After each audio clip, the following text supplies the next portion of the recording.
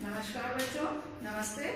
आज की हम क्लास लेंगे। जैसे कि आप लोग पिछली क्लास में पढ़े थे, उपचारात्मक शिक्षण के बारे में हमने आपको बताया था कि उपचारात्मक शिक्षण क्या होता है, कि निदानात्मक पहले होता है, उसके बाद उसका हम उपचार करते हैं। किसी भी चीज़ का पहले निदान करते हैं फिर उपचार करते हैं।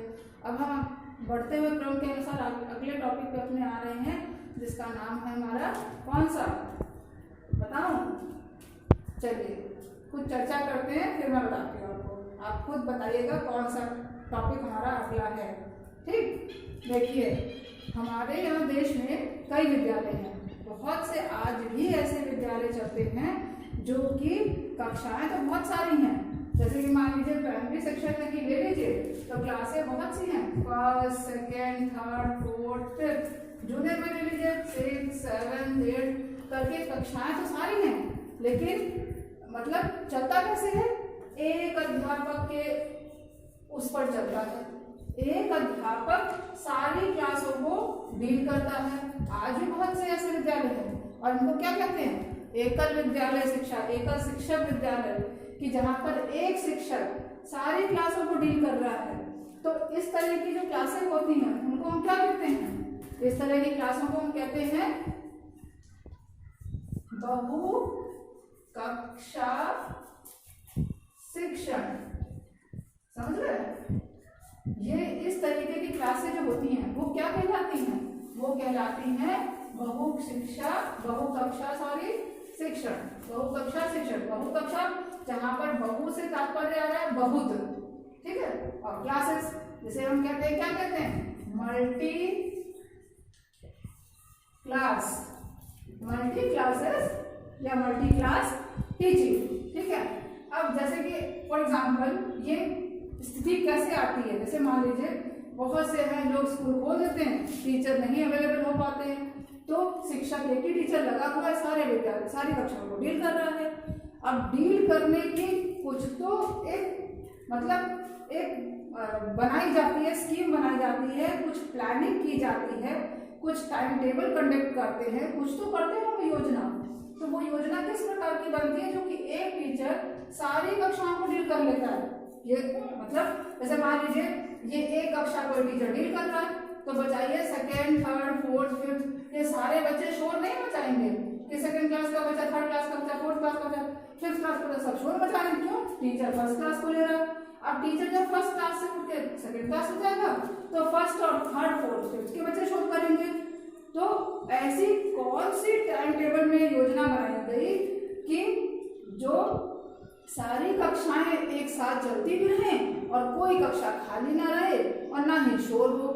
तो शिक्षक ने कौन सी योजना तैयार की? योजना तैयार की कि छात्रों को सबसे पहले समूह में बांट लिया। जैसे कि छात्रों को समूह में बांट लिया, ऐसे कुछ समूह बना लिए हर क्लास के, ठीक है। हर क्लास के समूह तैयार कर लिए, सारी कक्षाओं के समूह तैयार कर लिए गए भाई, ठीक। तैयार हो गए, बराबर बराबर छात्रों की संख्या लेके समूह तैयार हो गए। अब क्या किया कि टीचर ने एक साथ टीचर सारी कक्षाओं को नहीं ले सकता है, तो उसके लिए उसने क्या किया? हर क्लास से एक ग्रुप लीडर निकाल लिया, जिसे कहते हैं समूह प्रमुख, है ना। समूह प्रमुख यानी कि ग्रुप लीडर निकाल लिया उसने। इसमें से अब ग्रुप लीडर कौन बनता है? जो अपनी क्लास में सबसे बच्चा विषय को जल्दी पकड़ने वाला होता है। जो कि शिक्षक बताता है सबसे पहले उस विषय को वो बच्चा पकड़ लेता है। ऐसे छात्रों को हर समूह से बाहर निकाल लिया, यहाँ खड़ा कर दिया भाई। अब टीचर इस क्लास को पढ़ा रहा है, और जब टीचर इस क्लास को पढ़ा रहा है तो इन क्लास के जो समूह प्रमुख बनाए गए थे वो इस क्लास को तब तक डील कर रहे हैं भाई। अब जब टीचर यहाँ से पढ़ाने के लिए यहाँ कक्षा में गया तो यहाँ से भी एक प्रमुख निकाल दिया गया, ये इसको डील कर रहा है क्लास को, तब तक टीचर यहाँ पर ले रहा पढ़ाई। तो इस तरह से शिक्षक का शिक्षण कार्य भी आराम से हो रहा है और बाकी कक्षाएं जो हैं वो गतिविधि आधारित शिक्षण इन कक्षाओं में समूह प्रमुख जो उनका निकाला गया है वो करवा रहा है, ठीक। लेकिन कुछ ऐसे विषय आते हैं या कुछ ऐसी कक्षाएं होती हैं जहां पर हम उन टॉपिक्स को एक साथ भी पढ़ा सकते हैं, जैसे पहाड़े करवाना, ठीक, जिसे कहते हैं टेबल्स। दूसरा हो गया हमारा कि जैसे बल के बारे में पढ़ाते हैं, फोर्स के बारे में, एनर्जी के बारे में पढ़ा दिए, तो ये सारी चीजें, ऊर्जा के बारे में, तो ये सारी चीजें क्या होती है जो सब जगह, जो जैसे मान लीजिए पर्यावरण के बारे में लेसन आ गया, पर्यावरण के बारे में हम पढ़ा रहे हैं, एनवायरमेंट, फिर पौधों की उपयोगिता, पौधों का विज्ञान से जुड़ना, तो ये सारी चीजें जो है ये हर कक्षा के लिए जरूरी है, हर कक्षा में नीडेड है, ठीक है, अनिवार्यता है इनकी। तो यहाँ पर शिक्षक सबको एक साथ ऐसे सर्कल में बैठा कर कि एक क्लास यहाँ ले ली, एक क्लास यहाँ बैठा ली, एक क्लास यहाँ बैठा ली, एक क्लास यहाँ बैठा ली, एक क्लास यहाँ बैठा ली, शिक्षक कहाँ हो गया, बीच में हो गया। अब शिक्षक यहाँ बीच में रह गए, उस बल के बारे में या एनर्जी के बारे में, ऊर्जा के बारे में, पर्यावरण के बारे में, वातावरण के बारे में, पौधों की उपयोगिता या बीज की उपयोगिता, किसी चीज के बारे में यहाँ बताता है और सारी कक्षाएं एक साथ उसको, शिक्षक को सुन लेती हैं। तो ये हो जाता है मल्टी क्लास, यहाँ कहते हैं बहु कक्षा शिक्षक। कहने का मतलब तात्पर्य आता है कि पहले शिक्षक समूह में बराबर बराबर के समूह बना लेता है, समूह बनाने के बाद हर समूह से समूह प्रमुख निकाल लेता है, ग्रुप लीडर जिसे कहते हैं। उसके बाद एक क्लास को, एक कक्षा को शिक्षक डील करता है, बाकी कक्षाओं को समूह प्रमुख डील करता है, और उसके बाद शिक्षक फिर दूसरी क्लास में जाता है, तब उस पिछली क्लास का भी समूह प्रमुख बना देता है और वो उसको डील कर लेता है। तो ये क्या हो गया, ये बहु कक्षा शिक्षण हो गया। अब हम आते हैं किस पर, दूसरा हमारा टॉपिक जिसे कहते हैं कि जैसे हमने कहा मल्टी लेवल, मल्टी लेवल शिक्षण क्या होता है।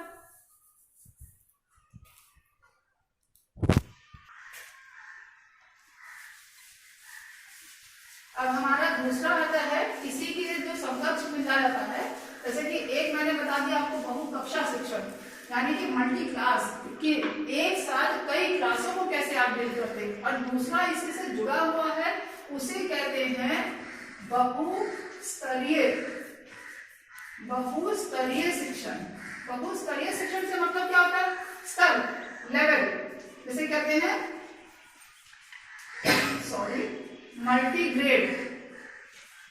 मल्टी ग्रेड कह लीजिए या मल्टी लेवल कह लीजिए। मल्टी लेवल क्या है, ये टीचिंग।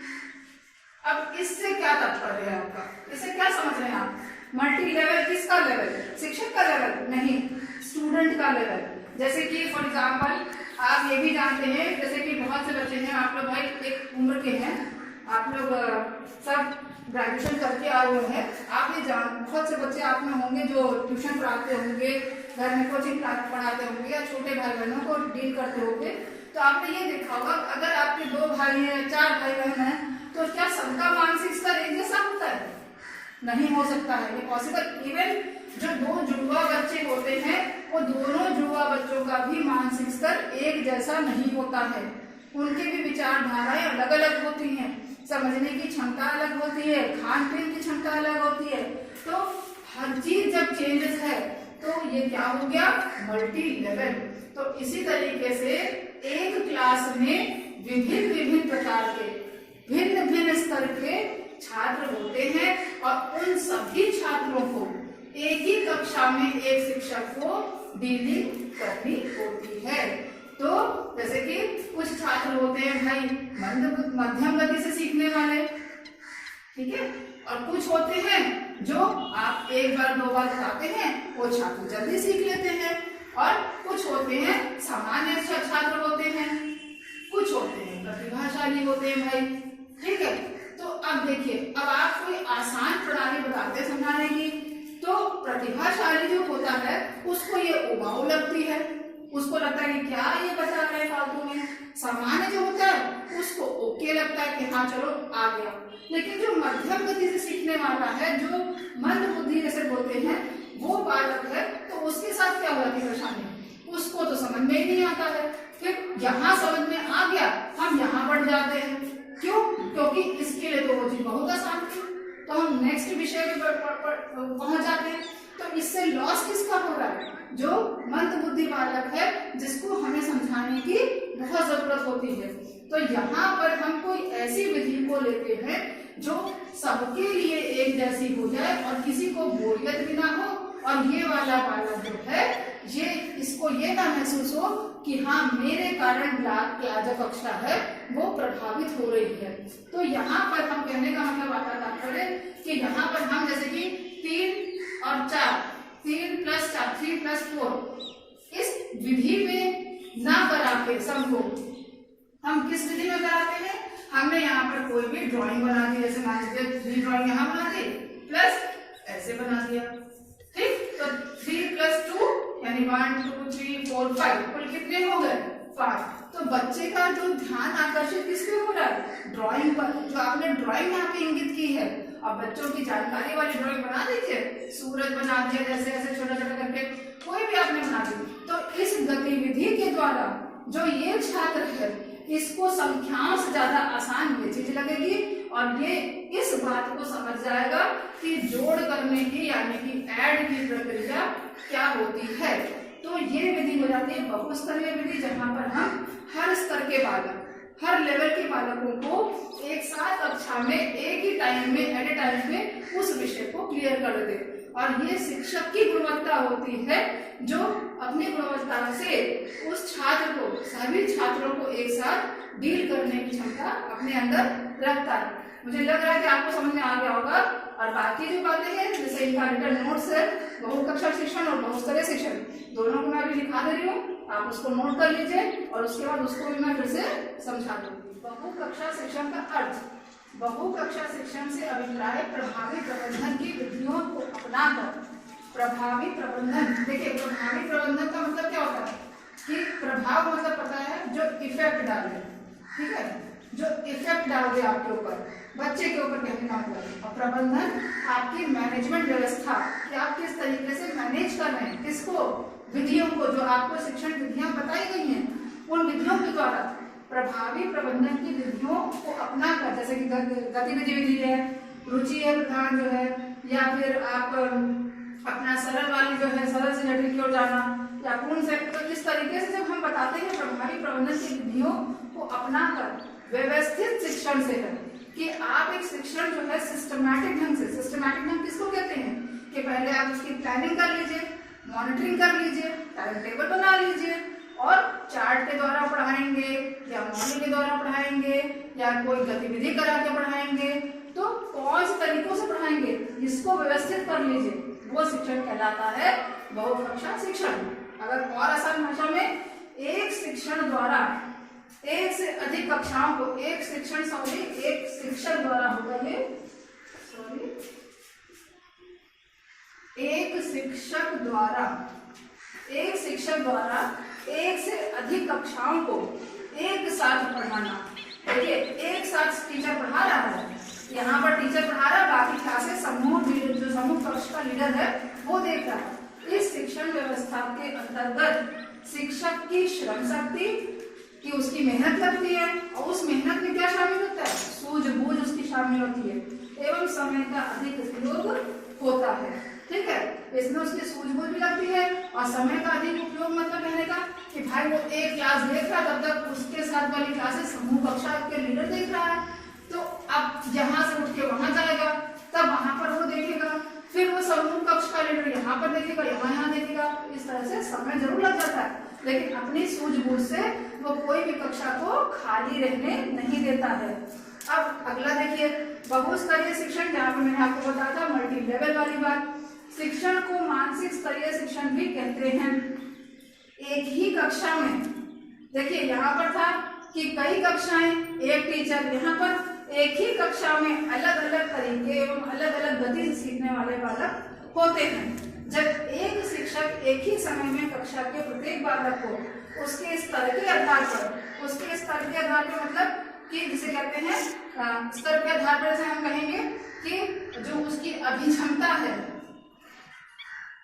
अभिक्षमता जो है वो भिन्न होती है, अभिरुचि उसकी भिन्न होती है, उसकी रुचियां भिन्न होंगी, ठीक है। इस तरीके से उसके अंदर भिन्नताएं होती हैं, उनको समूह में बांटकर शिक्षण कार्य करता है, तो उसे बहुस्तरीय शिक्षण कहते हैं। ठीक है, तो ये आपका हो गया बहुस्तरीय शिक्षण, जिसमें विभिन्न जो हम कहते हैं कि उपलब्धि वाले स्तर, जैसे कि उसकी जैसे भिन्न भिन्न योग्यताएं हो गई बच्चों की, भिन्न भिन्न अभिरुचि हो गई। रुचियां सबकी अलग होती है, आप भी जानते हैं। तो हर सब बच्चों की, प्रत्येक बच्चों की रुचियों के आधार पर तो आप पढ़ा नहीं सकते हैं। तो आप मेजॉरिटी ऑफ पर्सन देख के शिक्षक बच्चों को बांट लेते हैं आपस में और उसके आधार पर शिक्षण कार्य कर लेते हैं, जिससे कि सभी छात्रों को आपका विषय जो है वो रुचि प्रधान भी हो जाता है और समझ में भी आराम से आता है। क्योंकि शिक्षण का कार्य होता है कि बच्चे के अंदर ज्ञान की वृद्धि करना, और ज्ञान का वृद्धि करने का मतलब ये होता है कि आप क्लास ले रहे हैं, आप जो भी विषय को समझाते हैं, जो भी टॉपिक को समझाते हैं, वो स्थायी होना चाहिए। ये नहीं कि आपने समझाया उस समय तो समझ में आ गया और उसके बाद बच्चे से जब पूछा गया 2 दिन बाद तो भूल गया। नहीं, कोई भी ज्ञान देना है उस ज्ञान को, शिक्षक को स्थायी ज्ञान को समझते हुए देना है कि बच्चा उसको स्थायी ज्ञान के तरीके से। तो वो चीज होती है जब आप शिक्षण की अपनी गतिविधि के आधार पर करते हैं और रुचि प्रधान के आधार पर, तो वो बच्चा उसको बहुत अच्छे से समझ जाता है। तो ये आपका आज का टॉपिक था, जो बहुकक्षा शिक्षण और बहुस्तरीय शिक्षण टॉपिक था। ये टॉपिक आज हमारा यहीं पर पूरा होता है। इससे जुड़े कोई भी प्रश्न हो आप कमेंट बॉक्स में डाल के पूछ सकते हैं, मैं आपको क्लियर कर दूंगी, ताकि ये ना है नेक्स्ट हम